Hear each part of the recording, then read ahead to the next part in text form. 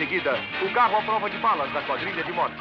Este é o inventor genial, professor aéreo no seu carro mágico cheio de truques. O automóvel como conhecemos hoje não foi inventado em um único dia por um único inventor. Ele reflete uma evolução que aconteceu em todo o mundo, resultado de diversas invenções e inventores, como os carros a vapor. Pois é, até que este carro aqui não era tão maluco assim, apesar da corrida. Logo atrás, vemos a máquina do mal com seu volante ardiloso e cheio de más intenções, e vigarista e seu ajudante Mutley, sempre pronto a aplicar um golpe sujo. Houveram muitos pioneiros ao longo deste caminho, começando com os primeiros planos teóricos para um veículo motorizado, elaborado por Leonardo da Vinci. Sim, por volta de 1478, Leonardo da Vinci projetou o primeiro veículo autopropulsado do mundo, para uso em apresentações. Estudos de seus desenhos identificaram que este carro era alimentado por grandes molas helicoidais localizadas em carcaças cilíndricas, semelhante a tambores. Basicamente, ele funcionava igual àqueles brinquedos de dar corda de criança. O acionamento de máquinas por molas tinha acabado de aparecer na Europa, com o uso precoce em dispositivos menores como relógios. E Leonardo soube aproveitar isso, criando o que pode ser considerado o primeiro veículo movido a energia interna, armazenado em molas. Estima-se que ele tinha capacidade de andar cerca de 40 metros, e que ele teria feito a pedido de um nobre que queria impressionar os visitantes. Provavelmente deu certo. Acredita-se que Leonardo realmente construiu e utilizou essa máquina, mas como muitas de suas invenções, ela estava um pouco à frente de seu tempo para uma aplicação prática e cotidiana. Também teve um suposto brinquedo a vapor desenvolvido por um padre jesuíta na China em 1672, Ferdinand, mas não passava de um brinquedo que soprava vapor em uma turbina que transmitia o movimento para as rodas traseiras. Basicamente uma roda d'água a vapor. Ele chegou perto, mas não o suficiente, já que mesmo em escala maior, ele não teria tração suficiente para levar uma pessoa. No entanto, é importante ter em mente que os primeiros veículos realmente práticos, se é que dá para considerar isso, surgiram após a invenção do motor a vapor apresentado em outro vídeo aqui no canal. E é desses veículos que vamos falar hoje. Em 1769, surgiu o primeiro veículo rodoviário autopropulsado, um trator militar, inventado pelo engenheiro militar francês Nicolas Cugnot. O que ele fez foi colocar um motor a vapor para mover um veículo, construído sob suas instruções no arsenal de Paris. Era um modelo bem estranho para os padrões de hoje, com um motor a vapor e uma caldeira colocados na frente do veículo. Era composto por 3 rodas e construído em madeira. Seu propósito, a utilização para o transporte de carga, principalmente pesados canhões de artilharia franceses, já que tinha capacidade de carregar 4 toneladas. Esta incrível máquina se deslocava a absurda velocidade de 3,2 km por hora, tendo que parar a cada 15 minutos para aumentar a potência do vapor. Ela utilizava um par de cilindros montado lado a lado na parte da frente do carro, para movimentar um par de catracas que transmitiam a tração ao veículo. E por que catracas? É que elas estavam sendo utilizadas nos projetos de barco a vapor de Robert Fulton. Não dá para criar tudo do zero, não é? Depois, este sistema seria substituído por virabrequim e bielas nos carros modernos. Mas este veículo tinha uma falha grave ao meu ver. Seu sistema de freios era muito ineficiente. Na verdade, era semelhante aos carros de boi. Isso faria muita falta no futuro. O motor a vapor de 2 pistões foi projetado baseando-se diretamente nas descrições teóricas do físico Dennis Papin, e não nos trabalhos de Thomas Newcomen, o que era de se esperar. O motor de Cugnot utilizava o vapor com uma pressão um pouco maior e sem condensação, aquele resfriamento com água mostrado no vídeo do motor a vapor de Newcomen, que criava um vácuo parcial.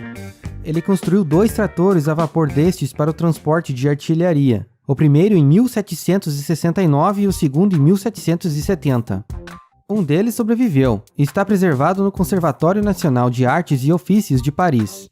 Já o outro, em 1771, Cugnot dirigiu direto para o muro de pedras do quartel durante os testes, dando ao inventor a distinta honra de ser a primeira pessoa a sofrer um acidente de automóvel, ganhando inclusive uns dias de cela por este acidente. Ele deve ter tido dificuldades em explicar o acidente, já que este provavelmente foi um dos automóveis mais lentos da história, se deslocando a 3 km por hora. Lembrando que uma pessoa caminhando se desloca a 5 km por hora. Deve ter sido a fumaceira que fazia na frente da máquina que o atrapalhou. Mas infelizmente, este foi apenas o começo de sua má sorte. Os freios quase inexistentes, problemas de estabilidade devido ao projeto com apenas 3 rodas, alta ineficiência e uma baixa relação potência-peso de seu motor a vapor, além do acidente ocorrido, fez com que o exército abandonasse o projeto. Apesar disso, o rei Luís XV atribuiu a Cugnot uma pensão generosa de 600 francos anuais, como prêmio pelo seu trabalho inovador. Mas o que Cugnot não podia prever era a Revolução Francesa que veio em seguida, que não apenas cortou a cabeça do rei Luís XVI, mas também a sua pensão, o fazendo viver na pobreza na Bélgica durante a maior parte de sua vida.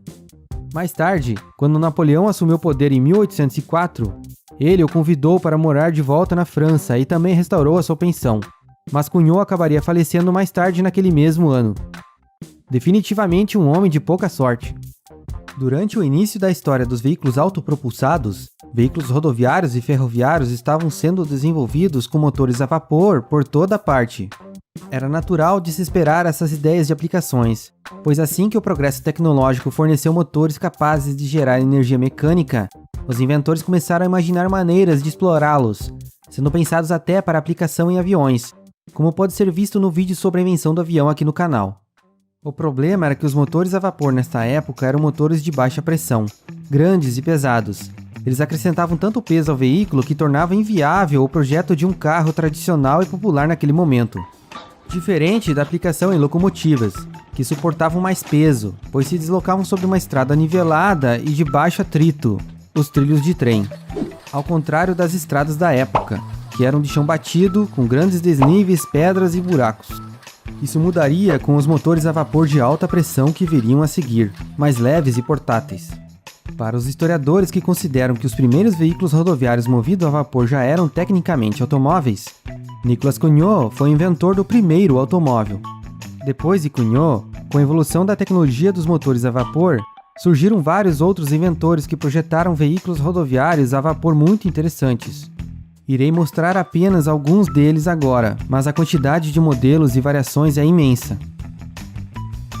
Em 1802, Richard Trevithick construiu uma carruagem rodoviária movida a vapor, a primeira da Grã-Bretanha. Ele também foi um dos pioneiros das locomotivas, que pode ser visto com mais detalhes no vídeo aqui do canal sobre a invenção da locomotiva a vapor. Em 1804, o norte-americano Oliver Evans desenvolveu um veículo anfíbio para dragar a lama nas docas da Filadélfia. Nele foi utilizado um motor a vapor de alta pressão patenteado por ele mesmo em 1789. Este foi o primeiro veículo rodoviário a rodar nos Estados Unidos. Na Grã-Bretanha, as diligências a vapor estavam em serviço regular e foram muito populares entre 1820 e 1840. Posteriormente foram banidas das vias públicas por pressão dos ônibus puxados a cavalo e da população. Assim, o sistema ferroviário britânico se desenvolveu como resultado deste banimento. Em 1863, nos Estados Unidos, Sylvester Hopper dirigia em torno de Boston uma carruagem a vapor inventada por ele. Este cara também trabalhou com as primeiras motocicletas a vapor da época, assunto para outro vídeo. Em 1867, o primeiro carro do Canadá era construído por Henry Taylor, um relojoeiro de Quebec. Ele apresentou seu carro a vapor em uma feira naquele ano. E em 1870, Edwin Fudon fundou a empresa Hancock Fudon, na Grã-Bretanha, que produziu não só carros a vapor, mas também ônibus, tratores, caminhões, locomotivas, tudo a vapor. Na Suíça, em 1879, o pioneiro suíço de engenharia elétrica René Thury se aventurou na construção de um triciclo movido a vapor, o primeiro carro fabricado na Suíça. Ele chegava a 50 km por hora. Entre 1873 e 1895, o francês Amédée Bollée construiu diversos carros a vapor bem avançados. O Lamancelle, construído em 1878, tinha um motor montado na frente, um eixo diferencial, transmissão por corrente para as rodas traseiras, volante em um eixo vertical, motorista sentado atrás do motor e caldeira colocada atrás do compartimento de passageiros. Já em 1898, David Chater construía o primeiro automóvel da Austrália. Ele também era a vapor e tinha um motor de 20 cavalos de potência. Em 1900, ele viajou 200 km com o veículo para uma cidade vizinha e o carro não apresentou nenhum problema. E a produção de carros a vapor continuou, chegando até a carros como este em 1922 nos Estados Unidos. Sim, este é um carro a vapor da empresa Doble, produzida por Abney Doble, um dos últimos carros a vapor a ser fabricado, mas ele utilizava querosene para aquecer o vapor. Doble acreditava que os carros a vapor eram pelo menos iguais aos a gasolina.